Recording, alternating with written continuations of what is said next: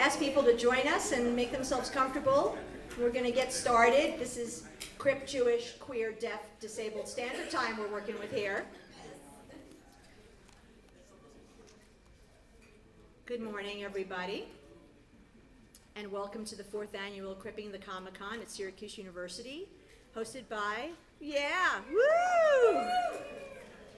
hosted by the Disability Cultural Center, for which I'm the director, Diane Wiener.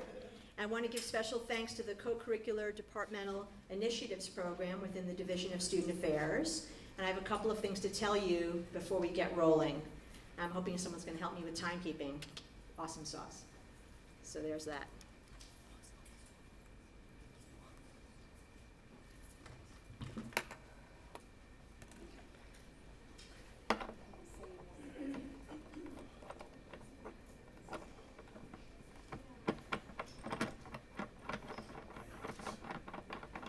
Some of you know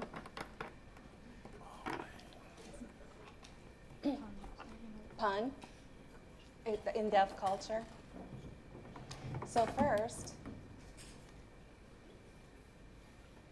there's no sign for definitely, but this is what we're signing for definitely. Definitely. Got it? We're signing definitely. Ironic. So it's definitely ironic. We welcome you. We welcome you here today for the 4th annual Crip the Comic-Con. Okay, so I want to hold this. Okay. So we call it CripCon for short, and we're co-sponsored this year by the Disability Student Union and the Center on Human Policy. This year's theme, as I just signed, not very well because I had 3 hours of sleep, which is now recorded for all to know, is definitely ironic. So today, as well as always, we want to celebrate and consider deeply capital D, deaf cultural pride, and capital D, disability cultural pride, with humor, irony, and of course, openness. Today is also the 1st of April. Yeah, pun intended with the title, as mentioned. So fool's jokes are fine, at least by me. April is also Asian American and Pacific Islander Heritage Month. And I think Gilles is here somewhere in the vicinity. Did you bring our new friend with us? Oh, no. Would you bring our new friend, and then we'll make some comments about that person in a minute? So, as April is Asian American and Pacific Islander Heritage Month, in celebration, I'm delighted and honored to introduce everyone to Al, the newest member of the Axis Avengers, which is a team of superheroes who are out and proud about their disability identities. There are special art pieces from Al and from Syracuse University in your swag bags. All of the... I just need you to use this one. That's fine. Awesome sauce again. Here I am. Do I sound better now? Okay. So there are special art pieces from Al and from Syracuse University in your swag bags. To my left is the esteemed Gilles Stromberg, who is the illustrator and co-creator of the Axis Avengers. Can we have a round of applause for Gilles? So I'm going to be Vanna. Can we do that? Is that okay? Can I be Vanna? Yeah. No, go for it. Okay, good. I'll be Vanna. I'm excited. Okay. So the art pieces are available for you to get autographed. I encourage you strongly to visit with Gilles to get an autograph and have a conversation with them, because Gilles is an incredible person. So we'll also be hearing more from Gilles later during the plenary panel and collaborating with participants today all day, or various points of the day. We should let them eat too. But we will have a station set up in the Panache Lounge for you to get artwork created together. The character we're about to unveil has an image description, which I'll also read to you. We crafted image descriptions in collaboration with a number of people. But before I do that, I have a couple of quick things I want to let you know about. There are name badges each of you received. Some of you registered and may have pre-registered, and we'd like to know that we were expecting you, but we might have not known when you got here that you had already pre-registered. We're trying to keep a count. So if you already showed up and got your bag and pre-registered, but we didn't know that you were one of those people, because I don't know you personally, but hope to soon, can you just quickly say hello to Trish or someone else who's at the registration table? Second thing I want to tell you is that these are communication badges, and we owe a lot to the disability rights movement for lots of things, but we specifically owe the autistic pride movement a lot for these. And these communication badges came out of autistic cultural spaces like AutTreat, which is the first ever conference for autistic people, and people who are nonverbal and have other ways of communicating, including by typing, and also people who are autistic and also verbal. But sometimes you don't necessarily feel like being verbally communicative, whomever you may be, and so you have these name badges. Green means, and this is explained in your accessibility guide in your swag bags, green means pretty much I'm open to communicating with whomever is in my presence. Red means not right now, thanks, no. No means no. And yellow means if we've met before, I'm really happy to interact with you. We didn't braille these this year, but we will braille them in the future with thanks to a dear friend of mine who suggested that we do that. But we do have them in large print and with symbols on them, as well as having them be coded in such a way with letters, so if someone has color blindness, they could discern between them. So that's the second thing. The third thing is that there's merchandise all over, and I'd like you to participate in accessing it. And I want to also make clear to everyone, in case this isn't especially obvious, and as I'm really holding out on showing them Al, isn't it fun? I like it. It's me, is what it is. Taking too long to explain something as usual. Also on camera forever. So, so we have this plenary happening this evening. So we have the keynote with Matt and Kay, and then we'll have the keynote with Cece, and then we have lots of activities all day, and a photo booth, and check your programs. And the plenary in the evening includes Matt and Kay. We didn't repeat the bio to save space and trees in your life, but people this morning told me not to worry about this, and I remained concerned. So I want to reiterate, Matt and Kay are on the plenary too. We're just delighted. So back to Al. Al, as I mentioned, is the latest member of the Access Avengers. So let's show everybody Al, shall we? Gilles? No, I think you should do it. I think you should do it. This is Al. Al is 20 years old and a college student. Joined the team in 2016. Al's powers include animal husbandry and survival. And this is Al's bio. Living in the Pacific Northwest near Yosemite, Al grew to love nature and all the animals therein. The only problem was he wasn't able to access the trails and camps he wanted to go to. Al joins the Access Avengers in order to make nature more accessible for all. Both he and his owl companion, Al, now it's going to have dreams for your dreams. Al and his owl companion use an assistive device, a device to communicate, on his falconry glove, typing to communicate with each other and the world. Al is a first-generation Vietnamese American who is happy to have joined the team in April as it celebrates Asian American and Pacific Islander Heritage Month. And it's 2016, the centennial of the U.S. National Park Service. So what a great time to meet Al. Al is a vibrant member of the Cerebral Palsy Pride movement. He seeks to raise awareness about mental health issues within refugee communities. And now I'm going to read his image description. So seated in his power chair, Al emits astuteness and a wise confidence. Wearing a light gray all-latex bodysuit with sleeves that go all the way to the wrists, his uniform bears a dark gray Access Avengers logo at the center of his thin, angular body. He's very hot, I have to say, okay? The zipping mechanism for his bodysuit goes around his logo. Al is of Asian descent and has a light complexion. His gelled hair looks like a great horned owl's ears. The brown falconry glove worn on Al's right arm includes a high-tech keyboard. One more round of applause, please, for Gilles Stromberg, the creator of Al and the Access Avengers. So now we can have you join us with Al, and we'll put Al on display with you soon. Okay, thank you, Gilles.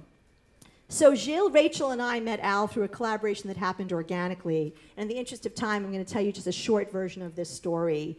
So Kara Leibowitz, where's Kara? Over here. Yeah, and Nick Holzum, who were here at the CryptCon last year, were during the Q&A with Gilles, who was giving a keynote on having met the Access Avengers and how that worked, asked, what would it be like if we had someone who, as was commented on by Kara based on her own identity, seep skinny?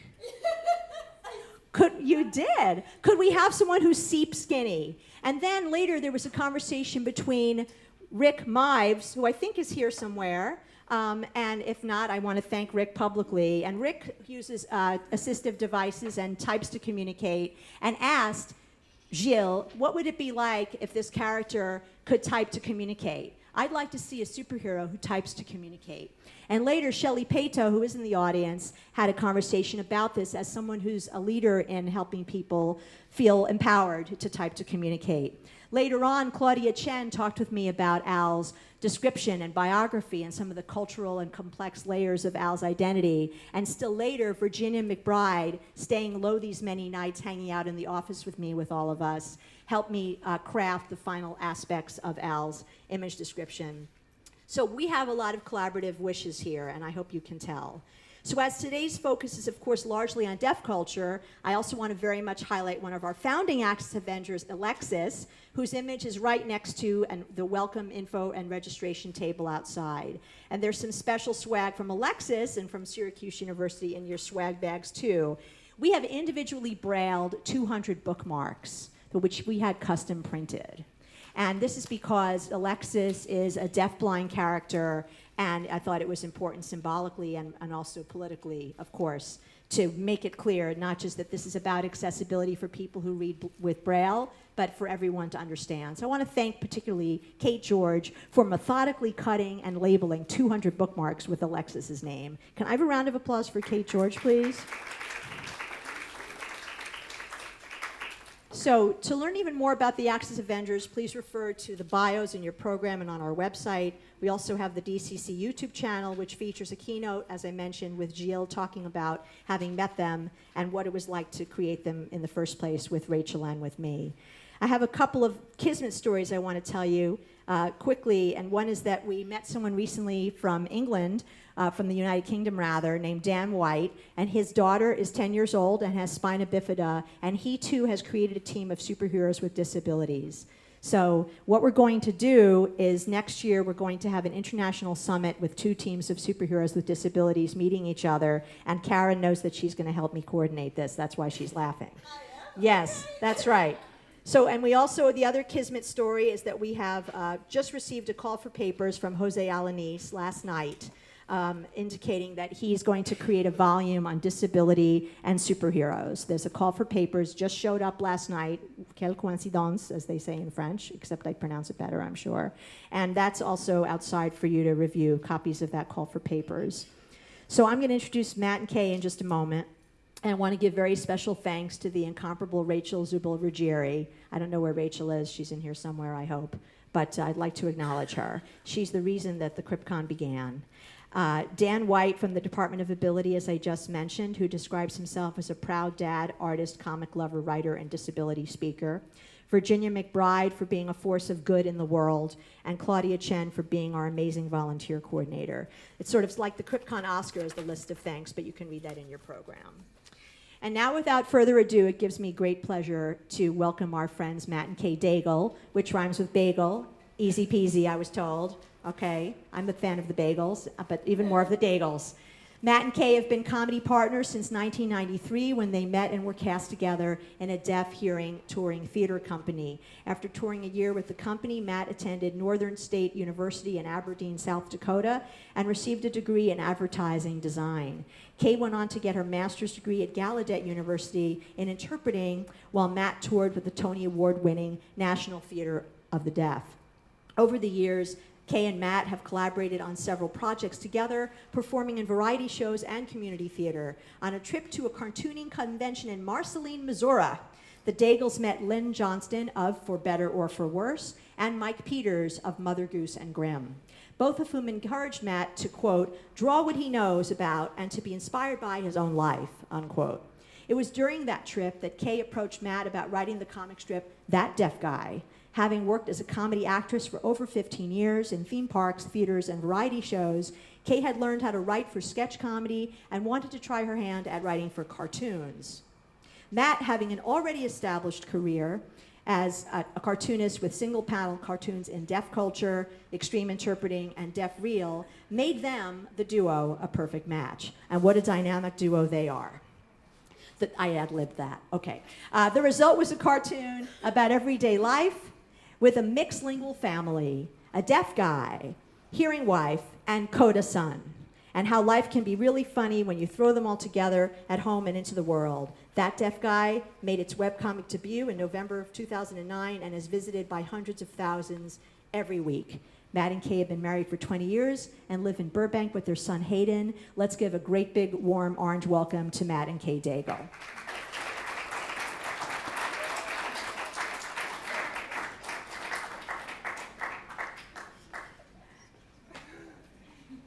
I'm so excited. I'm really excited to be here. We are really honored you guys invited us here. And wow, we're here at Comic-Con. Hoorah! Now I'm wondering, what is your sign for Syracuse? What do you guys do? Syracuse, how do you sign it? SY?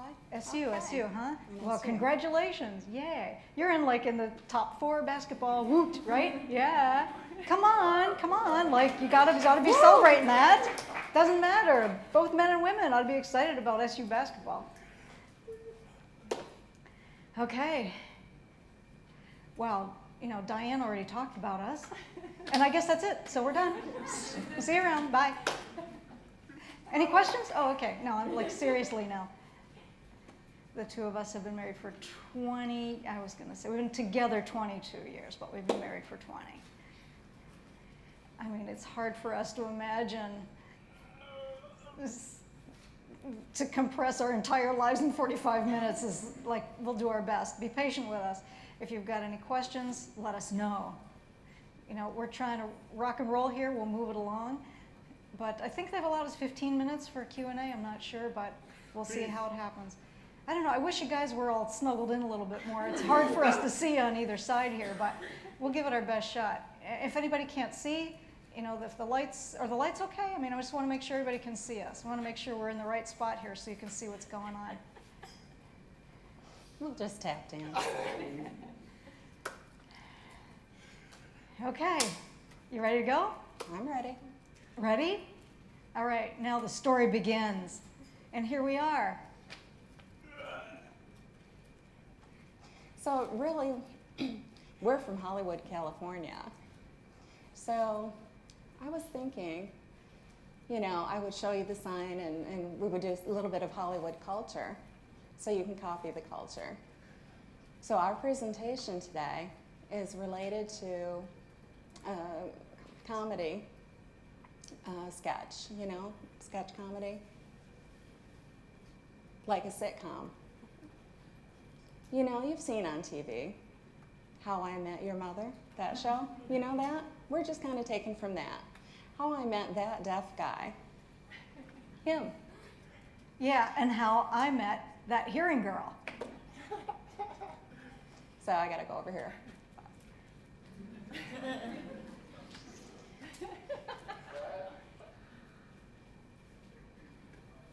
You know that show, How I Met Your Mom? You know, raise your hands if you've seen it. Like it kind of opens with the two kids sitting there, like doing whatever, and the dad's yammering on, and well, anyway, that's kind of like our deal. You know, this is our son.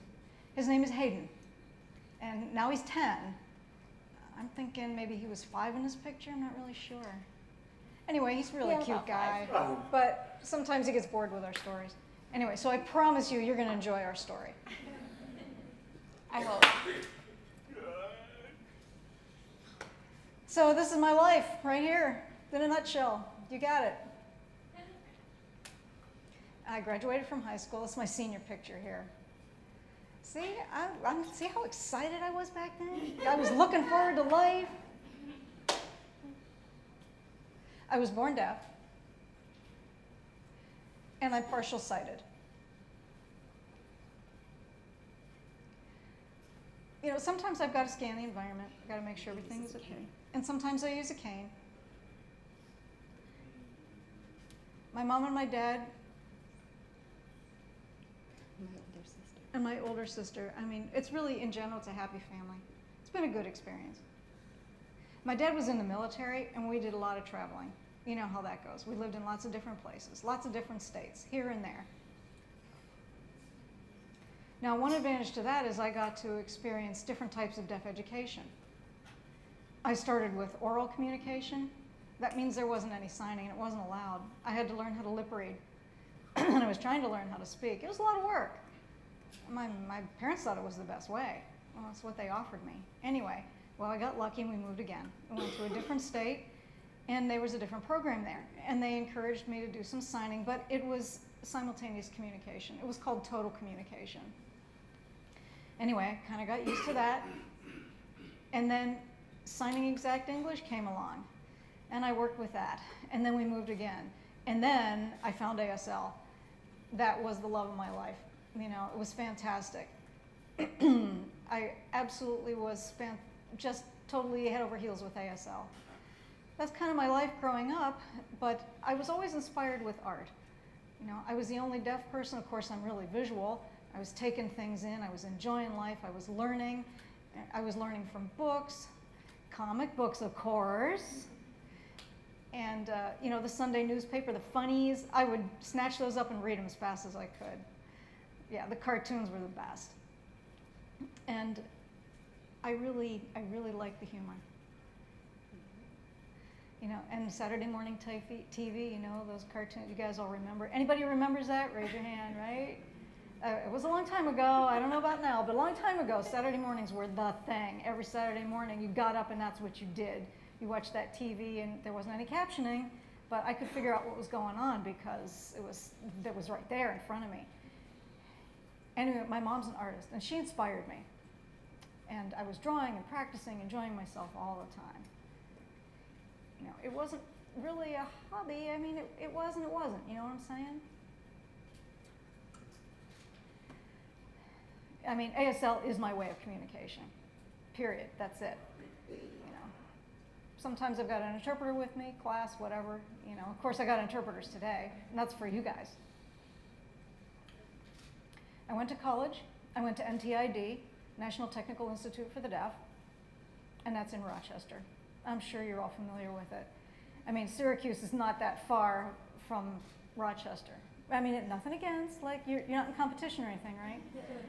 I mean, anyway, I support orange. It's all good. It's okay. I love orange. It's all good. It's my favorite color. Keep that in mind. Now, at NTID, I became an art major. I was totally immersed in it. It was my thing. And I love theater as well. It was my second love, you know. Of course, it's very visual, very enjoyable, and all the performance with ASL was just beautiful. Very expressive. I loved it. Now, in high school, I went to a mainstream high school. I was the only deaf kid there. And that's of course, I told you that's my picture. You got to keep in mind that all my friends were in the theater. So why do you think, right? Because it was visual, right? It was easy to communicate. There wasn't any fear. They weren't afraid to use their face. They weren't afraid to show their expression on their face. So I had lots of good friends. I got involved with them, but the teacher said, not so much. You can't join us on stage because you're deaf. I was left out. Like, what's up with that? Now, at NTID, they had theater for the deaf. And the program, I just jumped in. I got involved as fast as I could. I took classes. I got involved in the theater. I learned. I was behind stage. I did the costuming. I loved every part of it. And I got my job there. I got a job there. And that's how I met this woman I call my wife. So now it's time for my story. I'm going to go and tell you the backstory. Okay. So I'm hearing. I grew up hearing. And I was born into a huge Catholic family. There were 8 children. Can you imagine? 4 boys, 4 girls. I was the baby. Yeah. So there was a lot of competition, and it was very difficult to get attention. It was impossible. So my brothers and sisters would just ignore me, and as I was growing up, I just, you know, my personality was to be very expressive. You know, I'm not too shy, I can get it out there. I'm very expressive. And then I noticed, hey, I can get attention by performing.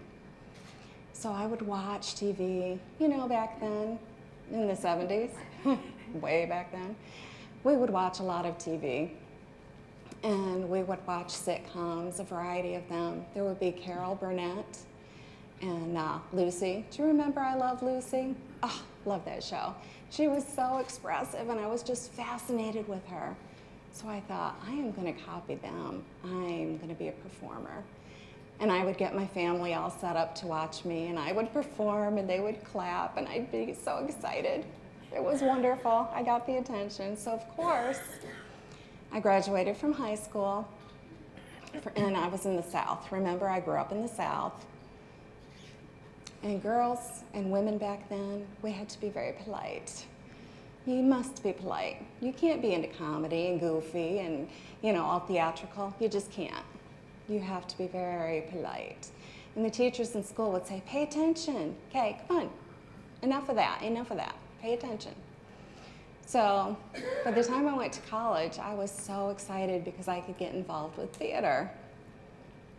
And I remember at that time, I was taking a speech class. So there was one girl that showed up, and she was explaining in one of her speeches about ASL.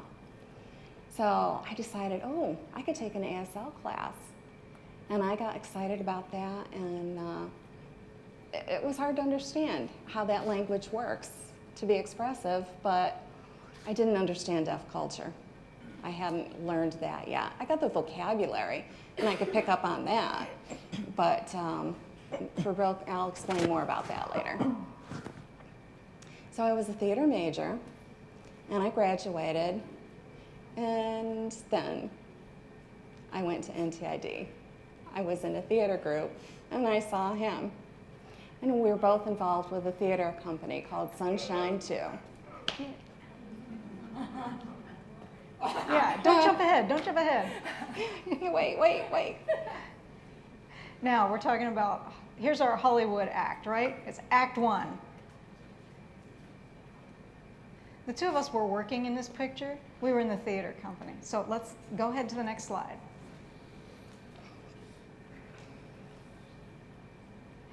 The theater group was called Sunshine 2.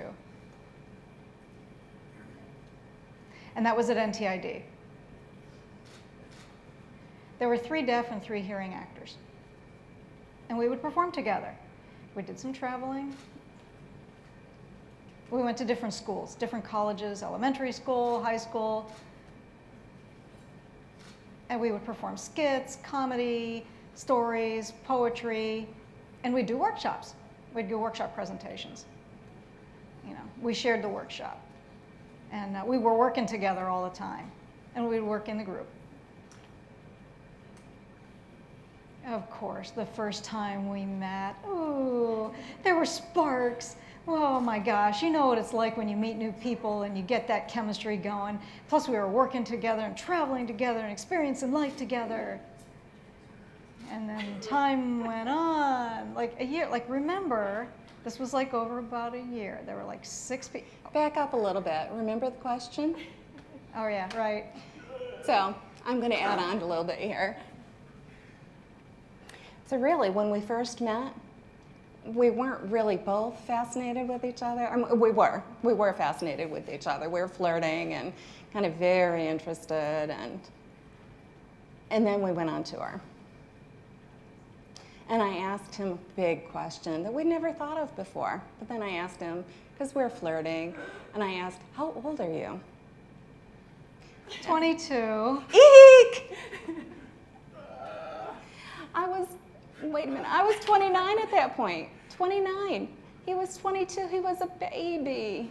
And boy, there was that line there I'm I like, was so not what's gonna up cross. with that? I like older women. What is your problem? Give me a break. Come on. No.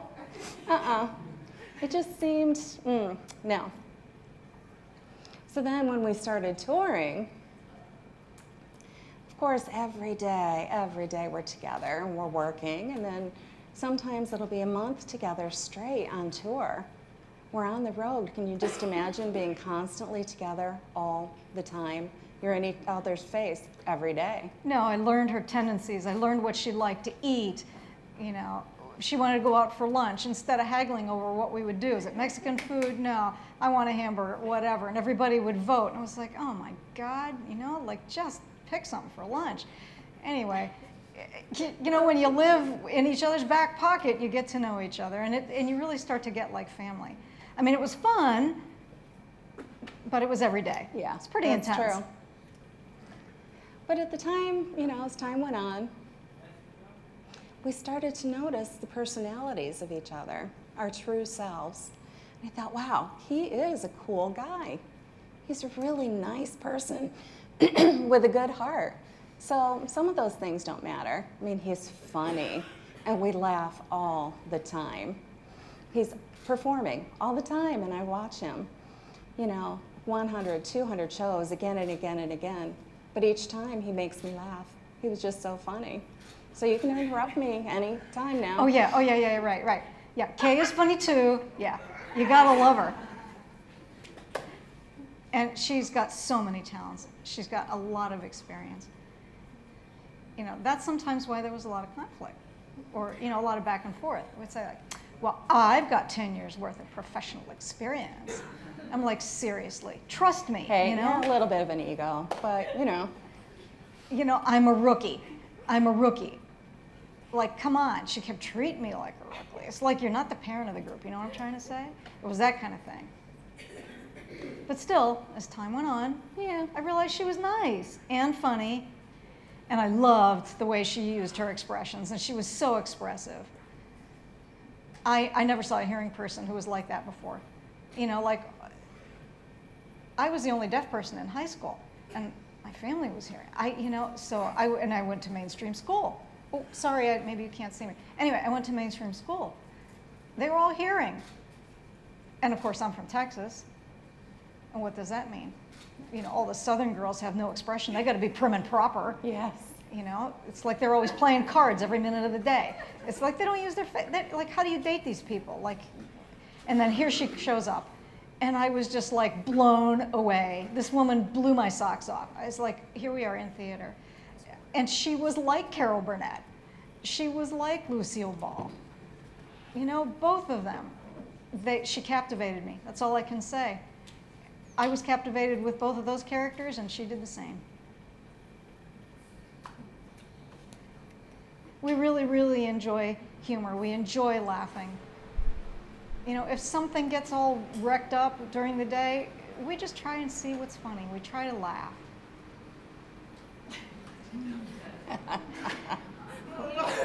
Look at that hair. What can I say? I was young. Hey, Kay, where was that picture taken? Yeah, anyway, that where she's holding my face, that one. That Yeah, was it was her a family thing. It was her family reunion. And we were goofing off. We were hoping that they would accept me. So anyway, it worked. They bought into it, right, honey? That's right. Phew. They had to. They had to accept you. And then here we are on our wedding day. That was 20 years ago. 20 years ago this June 8th. Like what? Seventh. Sorry, oops. Yeah, June 7th. Yeah, exactly, that's what I said. Mm-hmm. You know, it doesn't, you all think that the man's gonna forget the wedding date, right? Like, let's have a reality check here. Seriously, it's on her. Why? Because the 7th and the 8th are confusing for me. Because we got married on June 7th, and his birthday is October 7th, and then our son's birthday is October 8th. So it's confusing, all those numbers, 7 and 8, right? Can you forgive me? Yeah? Anyway, so it's interesting. As I'm looking at this picture, wow. We knew nothing. But that was 20 years ago. And so we got married. And then what lie ahead? We didn't know. We just didn't know. We didn't know what path it would take. But we were so in love. Oh, we thought love is going to fix everything. Yeah. Have you heard this before? You heard this before, right? Yeah. And a lot of people told us that too. So many people told us. Why? It happened a lot. We have cultural differences. Of course. And these are things we have to face. But people told us that deaf and hearing marriages or relationships weren't going to work out. Yeah, that mean guy, he came up to me and he looked at me and said, the two of you gonna stick together? No, it's impossible. And I said, what? What? Get out of here. So I am not quitting. I'm not a quitter. I'm not gonna allow you to insult us, so no. So I just kind of held my tongue, but I just really felt defeated. And then I went back and I told Matt, you know what that mean guy said? But the perspective on culture, that point, remember what I had said before about sign language? I picked up the signs. I picked up the vocabulary and I could sign. Yeah, she was doing good. You know, I could interpret a little and, you know, but the culture, I didn't have a true understanding of. As I had traveled with the deaf and hearing, sometimes I would notice things, you know, I have these things in my culture and I notice those things in your culture. There are differences, but in my mind, I've thought, you know, I don't know what I'm thinking. I'm just not sure. So I would try to evaluate and figure things out between the cultures.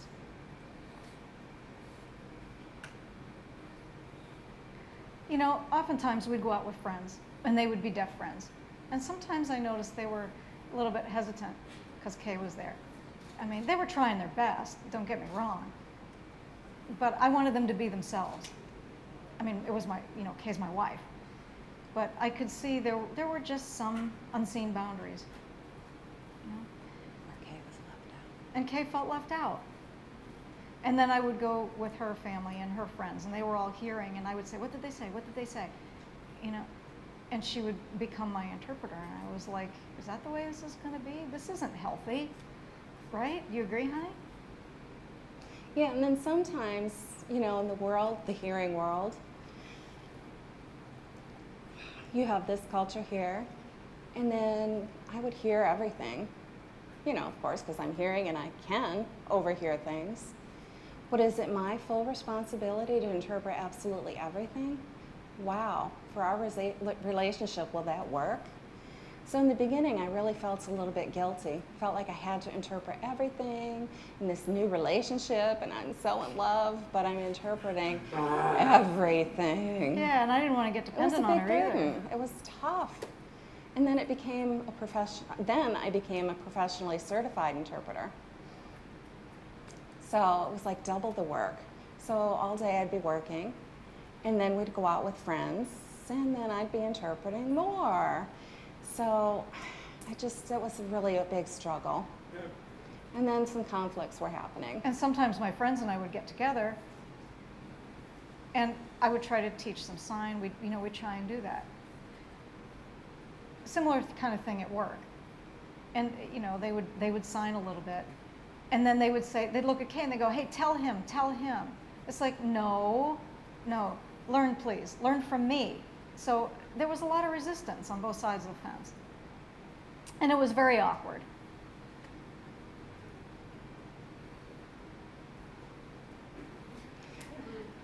Yeah, I mean, of course life happens, right? There's conflict. Life and conflict go hand in hand. We moved to a small town. It was in South Dakota. There was like nothing and nobody. It was a tiny, tiny town. Like, why were we there? Well, Kay got a job. So I was like, okay, it's my wife. I'll join her. We'll go. We were married. And we thought we'd live there, see the community, experience life there. They had a pretty good theater, but where were the deaf people? It's like, yeah, the theater was great. You know, we'd write back and forth. We'd try our best to communicate. So really at that time, we weren't happy. To be honest with you, we just weren't happy. We were noticing the cultural differences, but divorce was never an option. I mean, we never even thought about that. But we wanted to resolve the differences. And then we noticed that something had to change. We just knew. I noticed that his cultural, here's a perfect example of the differences. So at Christmas time, I would give him a gift. And I'd be so excited. Here, honey, here's a gift. And I was thrilled. I'd open that up and I'd go, like, why'd you give me this? I'm like, it was just like a response off the cuff, you know, it was like So direct and in your face blunt. about it. Just blunt. It's deaf culture. It's like you're like in your face, you know? Like, how do I just smooch that up and make that soft? It's like, what is that? I don't know. What, like talking, like, I don't know. You call it a sandwich? I'll explain that concept. Yeah, whatever they say. Yeah, that sandwich. Yes, thank you. It's nice, and then there's like this double meaning. Like you say something nice, and then you say how you really feel, and then you say something nice again. That's so not me. I'm like in your face, direct, and then conversation's done, and we move on. That's it. Life is short. Move on. Come on. Don't waste my time. But it you know hurt what I'm my saying? feelings. But hearing people, they have to like negotiate their way through all this subtle stuff, and that was a real conflict. I mean, I'm learning. I'm nice now. I'm like a nice guy now, okay? I mean, it's only taken 22 Yeah, years. but- She's training me. It takes time to train a husband, right? I'm becoming soft. My head, my heart are soft. No. But the point is, you know, why would he push his culture on me? You know, I'm not a deaf cultural person, so I don't have to give up my culture. I don't have to give up my culture to take on his. I don't have to sacrifice, and he shouldn't have to sacrifice his culture. So we began to think about how to negotiate this and how to work through things.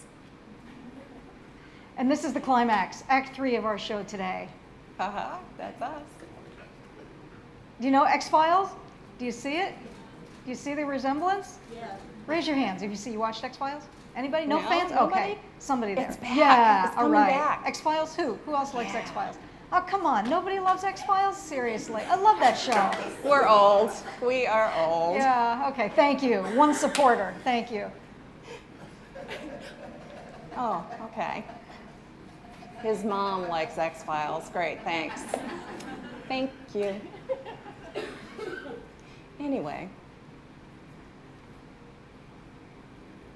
So this Hollywood script comes to Act 3, the resolution and the climax. Lucky me. I got a Bush scholarship. It was a fellowship. Fellowship, scholarship, same thing. Not related to President Bush, has nothing to do with either of those. No. Honest, really. Very neutral on that. But there was a man named Bush that he set up a 3 million, 3M. Okay, he was from 3M. And he set up this fellowship. And so I had a full ride to Gallaudet. They paid me to go, actually. Everything was covered, school, tuition, and I studied for 2 years and got my master's degree in interpreting. And I took a lot of deaf culture classes, and I learned so much. Whoa, I just got goosebumps. You know, there was just so much that I learned about the she knows deaf. where I'm coming from when I'm in her face about something. No, seriously, I was just kidding.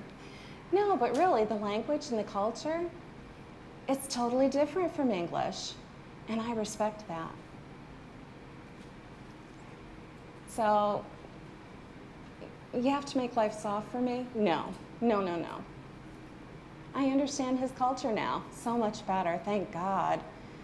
Thank God I had that education. And then so many people I had so many aha moments. And all those questions were answered, and every day I would learn new things. Wow. If you've ever gone to Gallaudet or NTID, if you've never been there, you gotta go. You have to go get the experience. Yeah, Wow. you have to live, sleep, eat, and be next to deaf people to really start to get deaf culture. And at the same time, Matt was traveling. Oh yeah. I got my dream job. I got a job working for the National Theater of the Deaf, NTD. Oh, it was wonderful. It inspired me. Oh, it was fantastic. I had my deaf culture fix. It was total immersion. Plus, I got to work with hearing people, And, you know, we would take on the characters. We developed a deep level of trust with each other. It was a little bit of a different experience from Sunshine 2, which was like a lot of fun and lighthearted and brief skits. And National Theater of the Deaf was much more professional. You know, we ratcheted up the level of what we were doing. It was and we did plays, we did theater. It was fun at the same time, don't get me wrong.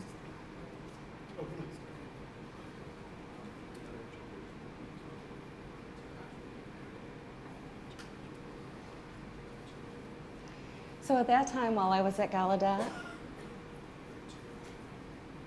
I had so many aha moments, and we had discussions that were deep. And as he was traveling with NTD, National Theater for the Deaf, you know, we were apart, but we weren't separate. You know, we were so desperately in love with each other. But we were apart, and then we began to each understand each other's cultures a little bit more. So at Gallaudet, and then he finished with the National Theater for the Deaf and came back. Yeah, and I got adjunct professor at Gallaudet University. Oh man, did I enjoy that. Yeah, I taught 3 classes. That was a great time of my life. It was wonderful to see all those deaf students. I'd never experienced that kind of environment before. I got to share my experience. I got to pass along part of my legacy. It was great. Yeah, so all of those experiences with culture and the differences and the conflicts, all of that added up together. And we started to realizing that we're both just funny people. I'm a comic and I'm an actress, he's an artist. And how does that, oh, and then that happens. I forgot. Yeah, we forgot that one. Yeah. Hey, darling. Kind of hey, a big hey, thing. hon. Yeah. Oh, remember about? We were driving the car, and then we bought a new car. No. That's not all about that date. Anyway, It's here's our baby. So life changed in such a huge way with the baby. Yeah, in a good way. It was We a have game. to add on. It was We a have to add game on. changer, but very it was a good way. positive, Very positive. I mean, if you've ever seen parents with kids and you're like, no way, no how, but then you get your own, and it's another light bulb moment, and then you can, don't judge them, okay? Just giving you a friendly warning. You know, we were really excited that our son joined us. He's hearing, and we've been teaching him ASL from the get-go. And he speaks and he signs, and of course he's a CODA, child of a deaf adult. That's what that means. CODA. Anyway, it's a deaf culture thing, and it's part of his identity. He's a CODA. So, you know, he's growing up with bilingual parents. Now, one day, he asked his mom this question. Will I grow up and be deaf like Daddy? Nice. I felt kind of nice, but scientists would tell you it's not going to happen. Sorry. I didn't know. I mean, I don't want to be mean. I'm not into like hurting my son so he'll become deaf or anything. Like, don't get me wrong. Punch out his eardrums? No. No. So we've been noticing as we've been together, you know, these 22 years, people are always asking questions. And they ask our son also. And what are the answers? Yeah. The face. You know kids. Most of the time he gives the face. And it's probably the same with people sitting here with disabilities. Can you, do you, is it possible for you to? It just happens. It's a similar it's a similar concept, similar kind of thing for deaf people. We go through similar things. Mm-hmm. But we're nice people. And we don't want to just say, no, get out of my face.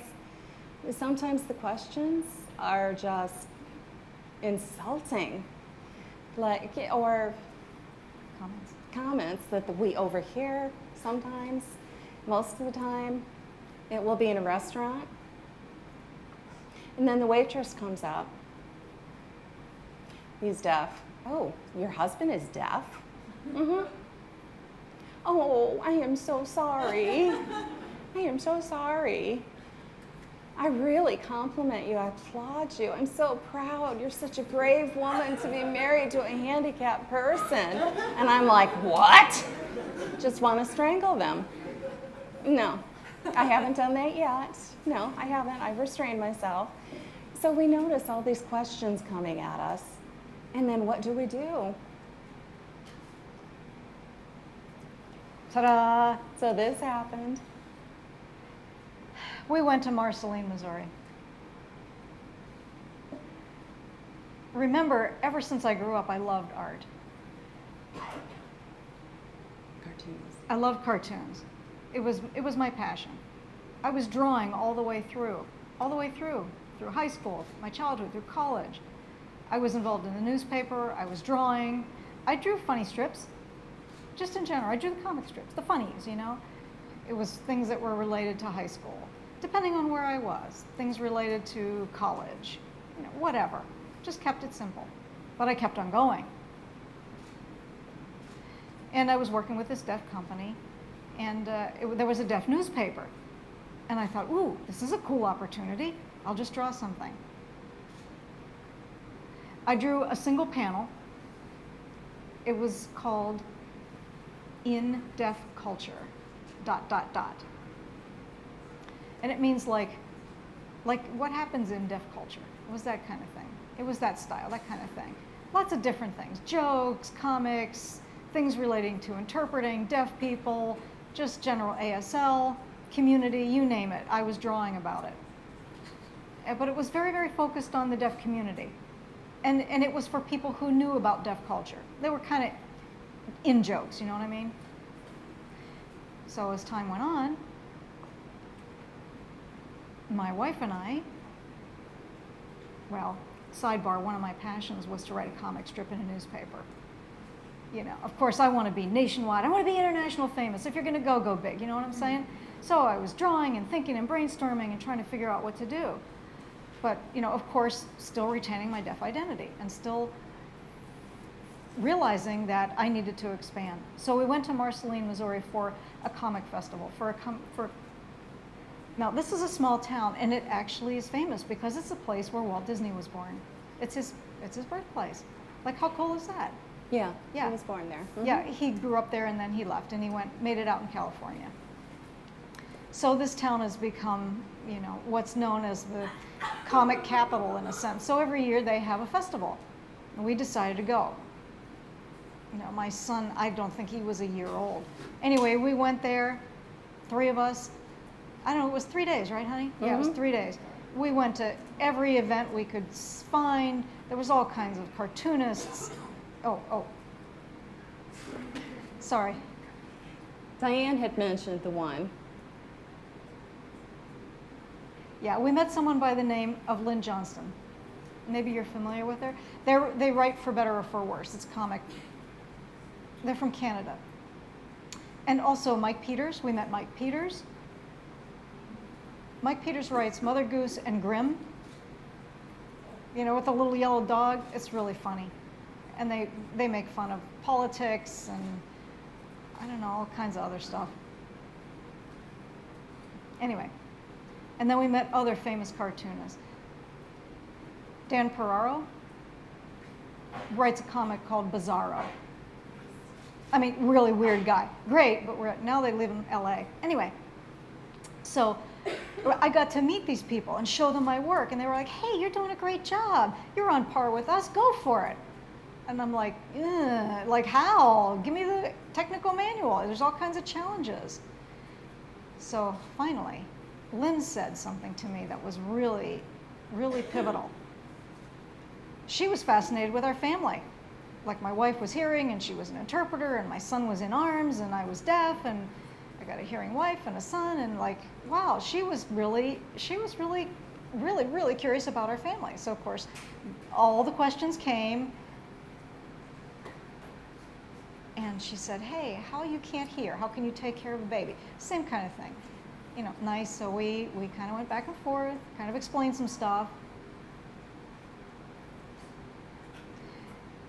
And then we asked Mike Peters, and Mike was like, hey, it is best that you draw what you know.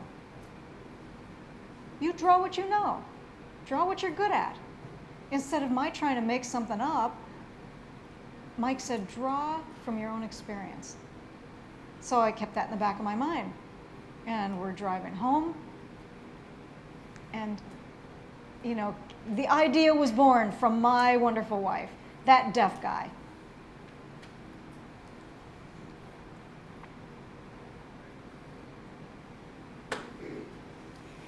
So that's how, when people come and ask us questions, or maybe they say things that are a little bit pea-brained, lame, we just say, look up our website, www.thatdeafguy. You will get all the answers.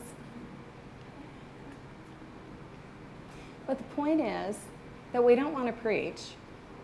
We don't want to be insulting. We don't want to have any anger. You know, anger is the enemy of comedy. Mm-hmm. So it's really interesting that this audience, the hearing culture, the deaf culture, you know, we always have to bridge between them. And then sometimes the hearing culture doesn't understand it. They don't get the humor. And I'm sorry, but that comic strip was for the deaf. So I'm sorry, you know, it's not your time. But hearing people can learn. It's important for everybody to learn. And then our culture's more approachable, and their culture's more approachable. We don't want to teach, we don't want to preach. You know, sometimes people will say, hey, I got a deaf friend. And then we'll say, hey, well, go to our Facebook, go to our, and then they can learn about their deaf friends. And we offer them our website too. So it's a much better way to handle the misunderstandings. we've got to wind up now. We only have a few minutes, so we have that 2-minute warning. We're getting close. Okay, we're going to like blast through this now. So we're also going to have a question and answer period. So really, you know, it's the key to humor. The humor is the key. And the humor is the key. You know, we laugh about everything. Enjoy life. Enjoy life, yes. Figure out the different perspectives and make them positive. And do what you can And to if a solve problem the pops problems. up- If there's conflict, just solve it. Don't just like complain and gripe and be negative. Don't do it. Yeah, don't leave, deal with it. Work and think things out. Accept. Accept each other. Life is about mutual respect. Respect each other's cultures. Yes. Any questions? Oh, our whole life in a few minutes. Wow. More of a comment than a question. I teach ASL at a community college, and I actually use your cartoons at the beginning of my class to generate discussion. So I just wanted to say thank you, because it's a really fun way to introduce some deaf culture topics and get the students talking. Thank you. Awesome. Wonderful. That's So awesome we to know. just love ASL teachers. Love you. Love you. So really, we know our comedy on the internet is accessible and people take from that. That's fine. If you print out a comic strip or story, you can do that anytime when you're teaching. Yeah, use it for teaching. Yeah. Because people remember humor. So if they see that comic strip, they'll say, oh, I didn't know that about deaf culture. It's a learning opportunity. Yeah, it's true. And we also put a lot of posts on Facebook. We started 2009, I think. So stuff is posted there all the time. I think there's over 200, maybe 250 comic strips. And that's on the website too. It's called thedeafguy.com. Just click on it and then go back through the links. You'll find the comics. You'll find the things that are there. We've also got a book. We're working on a second book. It's on the table out here in the lobby. It's $20, and if you buy 2, you get it for $30. We'll save you $10. Quick little ad. Yeah, and we also have playing cards and calendars. They're like $5 each, I think. And He's so we do deaf with accept his cash, advertising. credit. We take it all. Anyway, come and visit us at our booth. Any other questions? Yeah, more questions. Anything about deaf culture or? Right, I know everybody's looking at the comic strip now. Some you haven't seen, maybe. Why you will be dears, like your people? Wants to know if you guys would ever give up comics to be a leader of something. That's his question.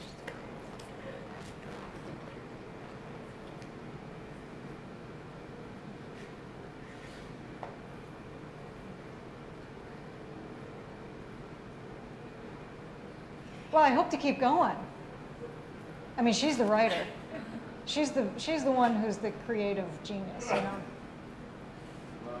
Really, we collaborate. We work together. Yeah, it's really collaborative. Yeah, we brainstorm, And of we course, do it. it's it has to be all about him. He is that deaf guy. I'm the artist, but we share our ideas.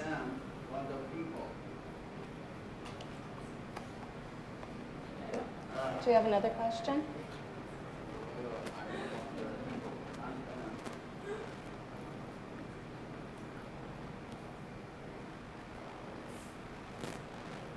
Nothing?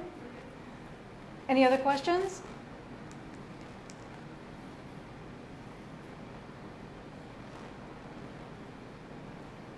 So look at what this one. This truly happened. It really happened. No, not that one. The other one. Yeah. No.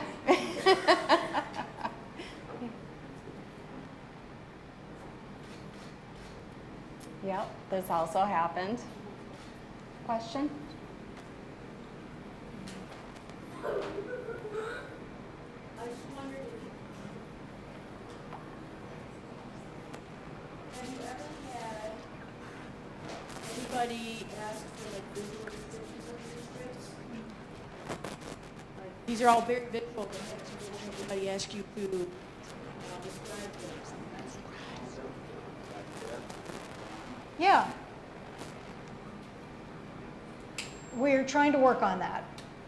One person asked me to reverse color, and that's a very challenging part. You know, I'm happy to learn how to do it if it's, you know, I want to make the strip more accessible. So we're definitely going to try working on having descriptions, yeah. Yeah, it's a definite yes. So we also are very trying our best to translate to different languages. So we have a lot of fans in Europe, Yeah, all many. over the world. And that in itself, getting that set up, is on a Facebook page. So they take our comic strip and then they translate it into their language. So many different languages around the world. And we think that's cool. Yeah, it's being translated into Portuguese, Korean, French of course. So that's coming along too. There's always something to do. Other than signing books, how do you make money?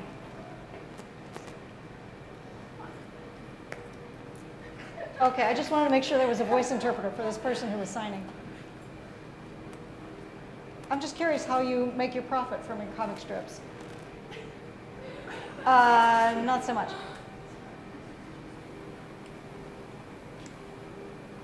You know, we sell a product and advertisements, of course. And nice people like you invite us to come and present, so we make money that way. We travel, we do workshops. Webcoms, not so much yet. People love free things, right? You know, like free things on the internet. Yeah, everybody wants that. So the best way for us to promote ourselves is through the advertisements. And then later on, you know, with the vision in mind that people will pay. You know, most people, of course, they want free stuff. But we encourage people to buy our books and our other stuff. You know, of course, if you click on the website and you go to all the backlinks, then you're going to find a lot of what's in the book, but still we've got t-shirts and cards and all kinds of other stuff. So we do find ways to bring in revenue. Anyway, that's why the two of us, you know, we do, you know, I got a full-time job, you know what I'm saying? I was working as a graphic designer, as freelance. I had all kinds of stuff to do, project after project, advertisements, book, magazines, journals, you name it. And then my wife interprets, and she works in the theater. And I do merchandise, advertising. Yeah, I mean, just like twist my arm once a week, you know. So for the future, we'll see. Maybe things will take off and I'll become more and more popular, and then we can change up the vision again. The one comic strip that was in the newspaper before, the comic strip became digitized? Syndicated, oops. And then that brought in some money, but then now with the webcom, we're really not making a lot of money on that. So, you know, we bring in some money, and then we can continue with the comic strip with that. But the priority to get rich and make a lot of profits? No, that's not the priority. Really, it's educating and just having fun, and humor is the point. And sharing our cultures. That's really the top priority.